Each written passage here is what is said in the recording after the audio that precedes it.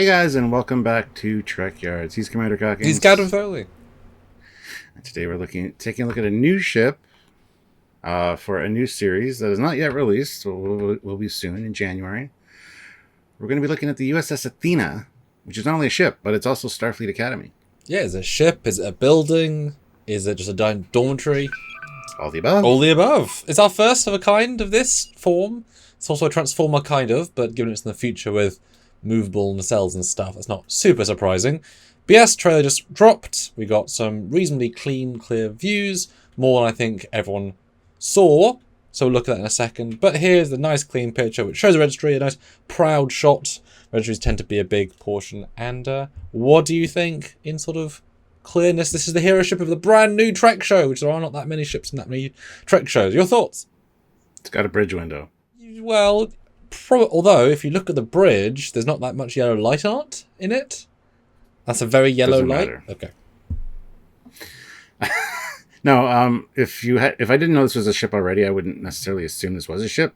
Except aside from the registry, it feels more like a base or some kind of station of some kind. So, but no, I think it's an interesting. It's better than some of the other stuff that was showed up later in Discovery. Let's put it that way.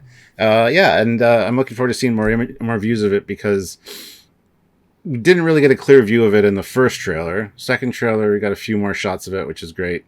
But I'm looking forward to discussing it and seeing it in action because it's a school, right? How often is it going to be going out and doing things? Yeah, or how often is it not going to be landed? I can imagine it might decide to be on planets. I don't know, right? It's more of a shape than a design in this form, anyway, if that makes sense. Which many of the future ships are, in fairness, although some of them are odd and not great. This is definitely more of a ship vibe, which I appreciate. Although it's interesting that, at least from this view, there's a coppery hullness, which is not really what the future ships are. They're more white and coral looking. You can see a Nog class at the back, so that's odd already. It doesn't quite fit in. That said, there's no apparent detachable nacelles in this form. We know the arms can go down, so they can be, but they might. But I'm guessing they might have taken a hint of it's not a well-liked thing, and therefore just have the supports, as you can see, and then it still has to. Still be kind of negative spacey, but connected in its main form. I'm guessing that's the way they went with this. Maybe, yeah. I mean, the color and stuff, or even some of the design details feel very first season of Discovery like. Makes no sense at all. No, even with the windows and such, right? Like it has that kind of Brian Fullerness kind of spattered on there. So yeah, it'll be interesting to see if it's even explained how old the ship is or what the ship is. Or is it brand new? Like I assume brand new. It's a high registry. I mean, we're in the 6 digits now for registry numbers, so that's cool. Although low 6 digits. Mid. Getting to the mid mark Getting there. to the mid, yeah. Hopefully it's got some fanciness. Like the top part interests me because you see that a few times in the trailer, and here's got a delta going on because of course it does. Why wouldn't it have a delta? Because of good taste. The windows that you see in the struts or the connecting parts there compared to the windows up top it's very disparaging. Like it doesn't make sense. But I'm fine if that top. I say I'm fine if that top ring, the main ring, is the living quarters and mess hall areas, and each of those are giant bay windows looking out. Cool, but yeah, the disparity of scale is kind of insane between the two. And also, why on earth would you have in the struts windows that are so close together that implies that there's almost no hull in between them? And if there is hull in between them, it still can't be that much.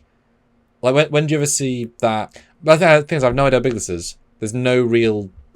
All the scales are kind of out of whack in that regard. So I'm noticing, or two things I'm noticing.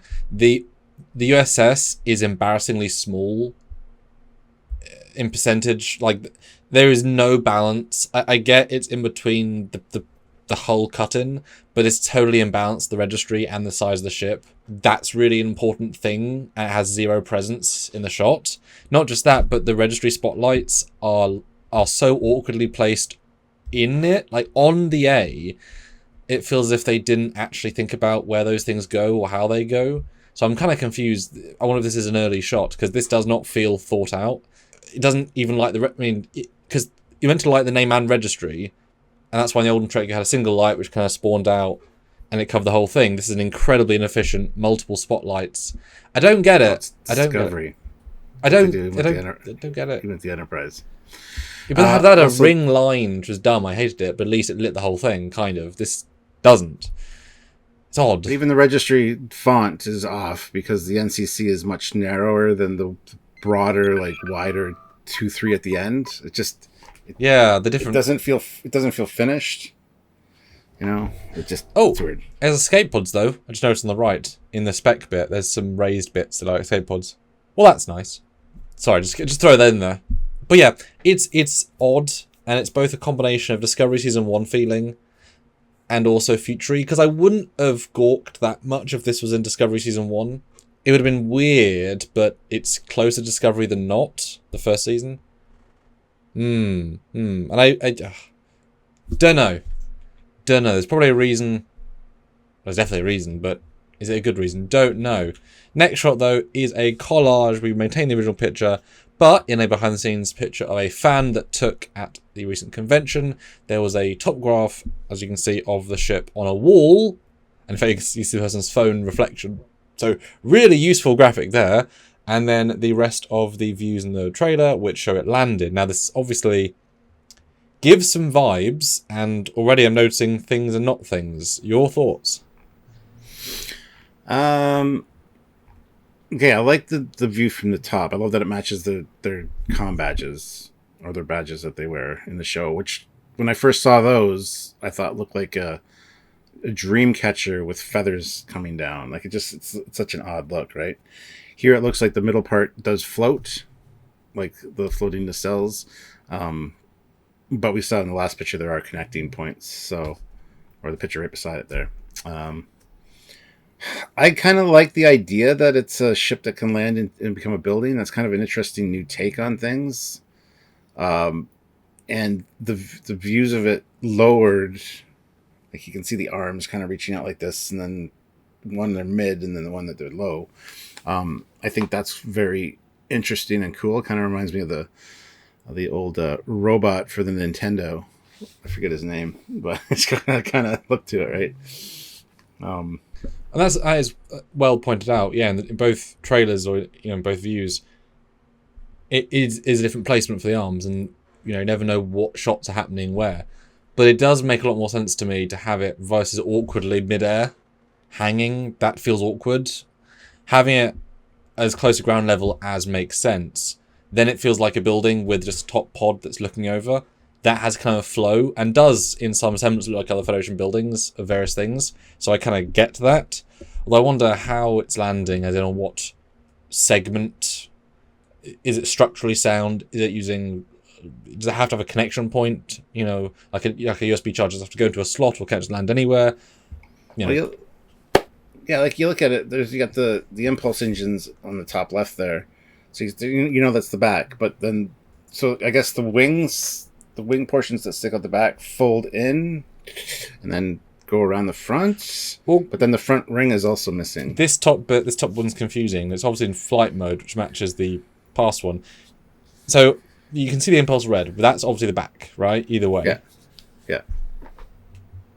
But that means the arms turn. Because now the arms are facing forward. Okay, yeah, that makes perfect sense then. So this thing is obviously a transformer ship. I'm guessing that the bit behind the impulse engine goes down. That's the neck. Yeah. Well, but it's in front of the impulse engines below, and it's landed. In this one, it's behind. So I'm guessing it folds down, allowing for landing, which is fine. And then the ring spins, but then the arms are super variable, and if they compress into the ring, that's a lot of silly compression logic. Or is that the space? Because I'm imagining that might be like the warp, the warp ring of the future, whereby that stays in orbit, those extra feathers, and then the main bit moves down and up. Because that's the only thing I see in the landing configuration. I'd be shocked if they all could disappear in. That'd be honestly look a bit silly. It'd also be silly just to leave those random things floating in orbit while you do your thing. Like, why? I don't know. I mean, you leave your mothership in orbit. Don't wanna. You don't. If you. Yeah, but then not a mothership. It's just wings. Like, it just did they come together to form something else? Probably. It's like source separation. You got the saucer and you got the wings. Standard. Because there is no wings on the bottom on the other shots, so they've gone or done somewhere.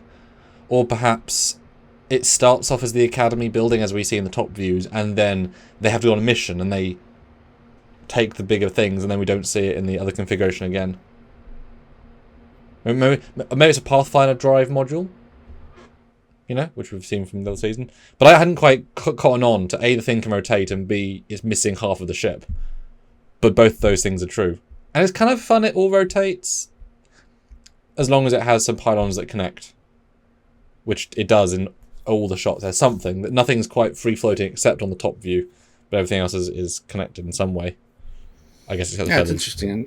I'm going to be interested to see it in action, and how often it lands and or flies. Yeah. So, but it's definitely it's a far better design, the bottom two, than the top two, which fans' reaction was not good across the board. But that's in building mode. The other views are fine, What do you think? Because this is our new hero ship, guys, in January. Yeah, let us know in the comment section down below what you think about this design, and any thoughts you have on the transformation process. Let us know.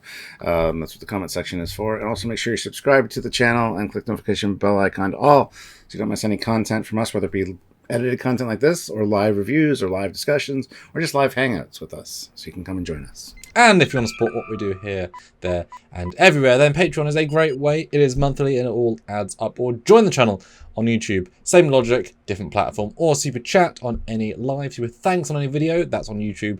That dollar button, thank you in advance. Or PayPal, trekyards@hotmail.com. Or you can talk to us, Stuart, via super chatting live. They are just great fun ways. That's right. Yeah. So until next time, he is Commander Cockings. He's got a Foley. Bye, guys.